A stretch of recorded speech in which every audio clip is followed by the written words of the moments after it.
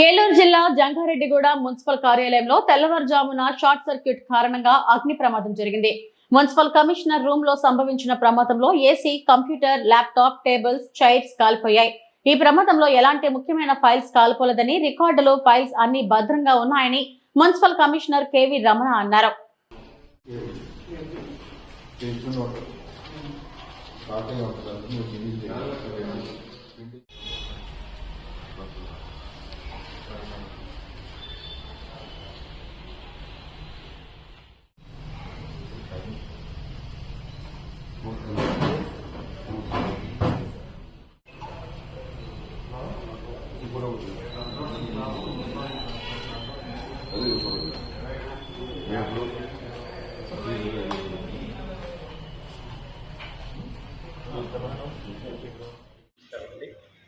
రాత్రి 2 గంటల నుంచి 3 గంటల మధ్యలో విద్యుత్ షార్ట్ సర్క్యూట్ వల్ల జంగారెడ్డి కమిషనర్ ఛాంబర్లో ఉన్న సిస్టంతో పాటు పక్కన ఉన్న టేబుల్ అండ్ చైరు కాలిపోయడం జరిగింది.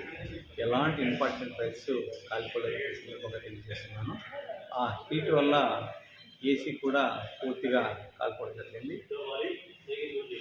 ల్యాప్టాప్ కొద్దిగా దెబ్బతినడం జరిగింది, అది కూడా పనికి రాకపోవచ్చు.